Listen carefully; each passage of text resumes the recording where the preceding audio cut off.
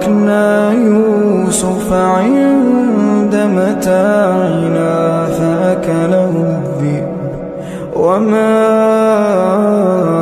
أنت بمؤمن لنا ولو كنا صادقين